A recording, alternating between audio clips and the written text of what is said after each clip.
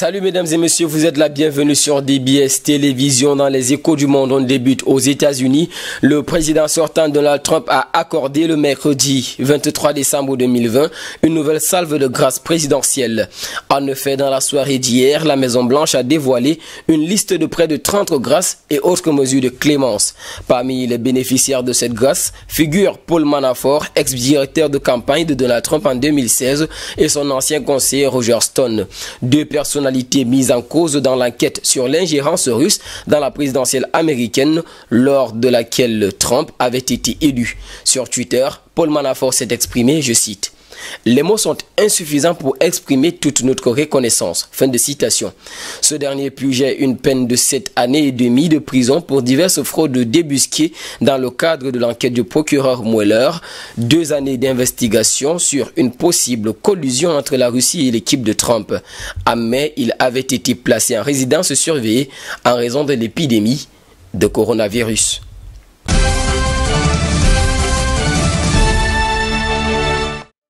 En Chine, le géant du commerce en ligne Alibaba est dans le collimateur du gouvernement pour suspicion des pratiques monopolistiques. L'annonce de l'ouverture d'une enquête par l'administration d'État pour la régulation des marchés contre le groupe fondé par Jack Ma a provoqué un plongeon des actions du champion du commerce en ligne qui perdait plus de 8% en fin de matinée à la bourse de Hong Kong. Pour l'analyste Dong Si Miao de l'Institut de finance sur Internet de Zhong Guankun, il y a manifestement une escalade des efforts coordonnés visant à entraver l'empire de Jack Ma qui symbolisait les nouvelles entités chinoises trop grosses pour faire faillite. Les autorités n'ont guère fourni des détails sur ce qui est reproché à Alibaba, mis à part un accord d'exclusivité non précisé. Le géant du e-commerce chinois a promis de coopérer activement à l'enquête avec les régulateurs.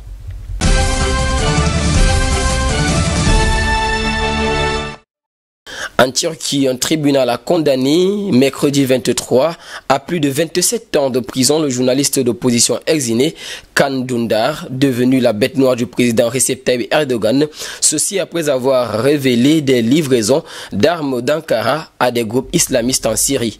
Can Dündar, qui vit en exil en Allemagne à prison, a été reconnu coupable d'aide à un groupe terroriste et d'espionnage pour avoir publié en 2015 une enquête, image à l'appui, sur ces livraisons d'armes par les services secrets turcs dans le quotidien d'opposition Cumhuriyet dont il était rédacteur en chef.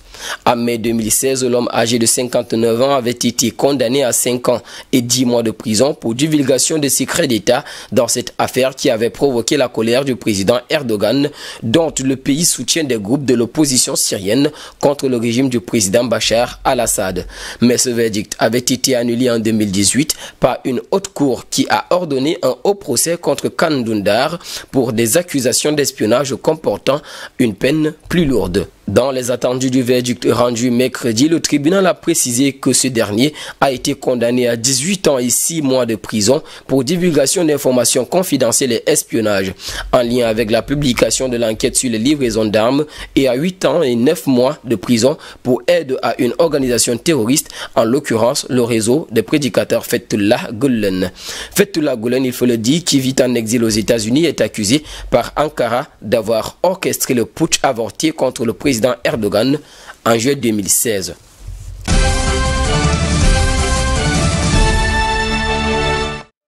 Pour finir, relation bilatérale entre le Royaume-Uni et la France. Le port de Douvres a rouvert dans la nuit du mardi à mercredi à la suite d'un accord de sortie de crise entre Londres et Paris.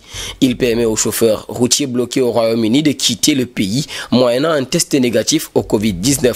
Ce blocage, qui faisait suite à la décision de la France de suspendre pour 48 heures le transport des marchandises accompagnées, faisant craindre un risque de pénurie surtout de fruits et légumes dans les supermarchés britanniques confrontés à des achats de panique. Selon Robert Jenrick, quelques 4000 poids lourds étaient bloqués mardi soir dans le Kent au sud-est du Royaume-Uni autour de la zone portuaire, de 700 à 800 sur l'autoroute menant de Londres au port et près de 3000 sur un ancien aéroport voisin où les chauffeurs pourront se faire tester. Certains attendent depuis plus de 50 heures de pouvoir repartir. Nous n'avons pas de nourriture, pas de toilettes.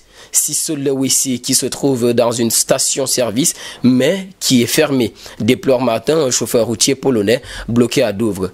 On espère passer le test aujourd'hui pour être à la maison demain pour Noël avec nos familles. On ne sait pas si ce sera bon. Il faudra quelques jours pour permettre aux milliers de camions bloqués autour du port de Douvres de passer la Manche après l'accord trouvé avec Paris autorisant la reprise des traversées moyennant un test Covid négatif, a indiqué mercredi le gouvernement britannique. Eurostar a également annoncé la reprise de la circulation des trains mercredi pour des voyages depuis le Royaume-Uni vers l'Europe continentale, mais qui restent soumis à conditions. La Commission européenne avait recommandé plus tôt dans la journée aux États membres de l'Union européenne de faciliter la reprise du trafic avec l'île pour éviter les ruptures de la chaîne d'approvisionnement et pour les voyages essentiels, recommandations qui visent à permettre à des milliers de citoyens de l'Union européenne et du Royaume-Uni de rentrer chez eux. Les ambassadeurs des 27 pays membres de l'Union européenne ont examiné mardi soir la proposition de la Commission. Cela ne va pas se faire un jour au lendemain, a expliqué un des participants à la réunion. Certains États ont annoncé des mesures immédiates en ligne avec cette recommandation, mais d'autres vont encore attendre.